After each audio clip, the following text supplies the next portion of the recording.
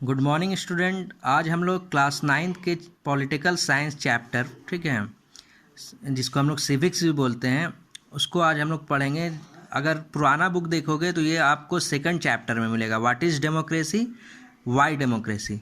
लेकिन अगर अभी जो लेटेस्ट बुक लेगा उसको ये फर्स्ट चैप्टर में मिलेगा। इससे ये क्लियर हो रहा है कि जो पुराने में फर्स्ट चैप्टर था जिसका नाम था democracy in the contemporary world, उस चैप्टर को इस बार के सिलेबस में हटा दिया गया है।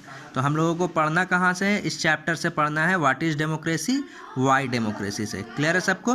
तो स्टार्ट करते हैं chapter what is democracy, Y democracy. जैसा कि नाम से ही समझ में आ रहा है, व्हाट इज़ डेमोक्रेसी, डेमोक्रेसी क्या है, लोकतंत्र क्या है और क्यों लोकतंत्र का ज़रूरत पड़ा, वाई डेमोक्रेसी, लोकतंत्र का ज़रूरत ही क्यों पड़ा, इसके बारे में डिस्कशन करेंगे इस पूरे चैप्टर में हम लोग। तो सबसे पहले हम लोग देखते हैं व्हाट इज़ डेमोक्रेसी, ठीक है। तो यहाँ से जब स्टार्ट किया जा रहा है ना, तो इसमें सबसे पहले है कि एक डिस्कशन दिया हुआ है, ठीक है, जिसमें टीचर्स के साथ कुछ स्टूडेंट डिस्कस कर रहे हैं कि सर किस तरीके से डेमोक्रेसी का डिफिनेशन को डिफाइन किया जाए, ठीक है। तो इसको आप लोग थ्रूली रीडिंग कर लीजिएगा, ठीक है, बुक से। तो जनरली दो तरह का गवर्नमेंट होता है, चाहे तो डेमोक्रेटिक गवर्नमेंट और चाहे तो नॉन डेमोक्रेटिक गवर्नमेंट। चाहे लोकतंत्र सरकार होगा चाहे कि लोकतंत्र सरकार नहीं होगा। अब ये नॉन डेमोक्रेटिक गवर्नमेंट में बहुत सारा हो सकता है, जैसे डिक्टेटरशिप हो सकता है, ठीक है। डिक्टेटरशिप जैसा कि हम बताएं कि डिक्टेटरशिप हो सकता है, मोनार्कल गवर्नमेंट हो सकता है, राजा का शासन, ये सब चीज़ हो सकता है नॉन डेमोक्रेटिक गवर्नमेंट में। तो इस डिस्कशन को खुद से पढ़ना है और देखना है कि इसका कंक्लूजन क्या निकलता है। आगे हम लोग बढ़ते हैं और एक सिंपल डेफिनेशन दिया हुआ डेमोक्रेसी का, ठीक है। इसी से पूरा स्टार्ट होगा डिस्कशन और हम लोग ब्रॉडर सेंस में समझेंगे कि डेमोक्रेसी है क्या, ठीक है। तो डेमोक्रेसी इज जैसा कि हाईलाइटेड लाइन में आप लोग देख सकते हैं, democracy is a form of government in which the rulers are elected by the people.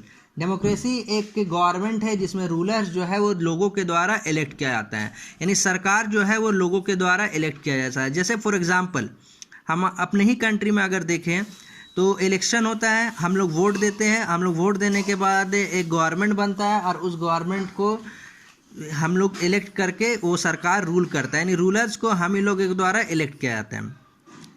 ये स्टार्टिंग पॉइंट के लिए ये डिफिनेशन बहुत अच्छा है, लेकिन जैसे जैसे हम लोग आगे बढ़ेंगे तो ये डिफिनेशन सफिशिएंट नहीं है। क्लियर है सबको? ये डिफिनेशन सफिशिएंट नहीं है। पहले हम लोग देखो, अगर किसी के पास पुराना बुक होगा तो फर्स्ट चैप्टर रीडिंग जरूर कर लेना, ठीक है, क्योंकि उससे बहुत सारा एग्जाम्पल है इस सेकंड चैप्टर में। जैसा कि यहाँ पे लिखा हुआ है कि नॉन डेमोक्रेटिक गवर्नमेंट का अगर हम लोग देखें तो म्यांमार में हम लोग देखेंगे तो म्यांमार में जो रूलर्स जो था वो इलेक्टेड बाय द पीपल नहीं था, ठीक है। म्यांमार का पूरा स्टोरी दिया हुआ है स्टार्टिंग फर्स्ट चैप्टर में पुराने बुक में।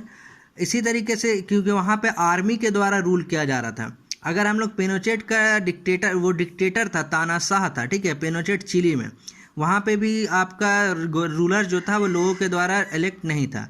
बहुत जगह सऊदी अरब का ही एग्जांपल अगर हम लोग देखें, अभी तक सऊदी अरब का अगर एग्जांपल देखें हम लोग, तो रूलर्स जो है वो इलेक्टेड बाय द पीपल नहीं रहता है। वो क्या रहता है? वो तो हेरिडिटरी रहता है कि राजा का बेटा ही राजा बनेगा, रॉयल फैमिली से बिलोंग करेगा वही राजा बनेगा, ठीक है। ऐसा तो नहीं है कि लोग राजा को चुनते हैं। तो इस तरीके से rulers are elected by the people, तो वो जगह, वो कंट्री डेमोक्रेटिक कहलाता है जहाँ पे रूलर्स जो है वो लोगों के द्वारा इलेक्ट किए जाते हैं। लेकिन ऐसा कोई कंपलसरी नहीं है। अभी हम लोग देखेंगे इस डिफिनेशन को, थोड़ा बहुत इसमें गलती जरूर होगा, ठीक है। आगे हम लोग देखते हैं, but we use this definition in unthinking manner, we would end up calling almost every government that holds an election a democracy. अगर ध्यान से ना पढ़े, इसको ब्रॉडर सेंस में ना पढ़े, इसको अच्छे से नहीं समझे हम लोग देखेंगे क्या कि हर वो गवर्नमेंट जहाँ पे इलेक्शन होता है वो गवर्नमेंट क्या है? आपका डेमोक्रेटिक गवर्नमेंट है। लेकिन ये स्टेटमेंट सही नहीं है। एग्जाम्पल ले अगर हम लोग चाइना का, तो चाइना में वन पार्टी रूल है, यानी जीतेगा भी वही पार्टी और हारेगा भी वही पार्टी। तो इसीलिए इलेक्शन से वहाँ पे कुछ फ़र्क पड़ता नहीं है। इसीलिए क्या वो डेमोक्रेटिक कहलाएगा? नहीं, वो एकदम डेमोक्रेटिक नहीं कहलाएगा। इसीलिए हम लोगों को एकदम अच्छे से समझना पड़ेगा कि डेमोक्रेटिक गवर्नमेंट क्या होता है, और वैसा गवर्नमेंट जो प्रिटेंड्स टू बी वन, दिखता तो डेमोक्रेटिक है लेकिन रियल में वो डेमोक्रेटिक नहीं है। अभी हाल ही के दिनों में आप लोगों ने रसिया का न्यूज़ सुना होगा कि वहाँ के जो प्रेसिडेंट हैं उन्होंने संविधान में कुछ ऐसा चेंज किया है कि आने वाले 2050 में भी, ठीक है, हो सकता है डेट कुछ आगे पीछे हो, वहाँ तक वही बने रहेंगे प्रेसिडेंट। तो ये तो डेमोक्रेटिक हुआ नहीं, और वो अपने आप को डेमोक्रेटिक बोलता है। बहुत सारा वैसा गवर्नमेंट है, अगर फर्स्ट चैप्टर पढ़ोगे तो वहाँ पे भी देखोगे बहुत सारे, ऐसे जिम्बाब्वे में मुगाबे नाम का एक था जो जिम्बाब्वे को आज़ाद कराने में बहुत बड़ा रोल था, और बाद में वो ऐसा हो गया कि वही खुद ब खुद रूल करने लगा। इलेक्शन होता था, वोटिंग भी होता था, लेकिन हमेशा जीत के वही आता था, तो क्या वो डेमोक्रेटिक कहलाएगा? नहीं कहलाएगा। तो ये डिफिनेशन कितना सफिशिएंट है, इसको अभी हम लोग आगे देखेंगे नेक्स्ट क्लास में। ठीक है, थैंक यू।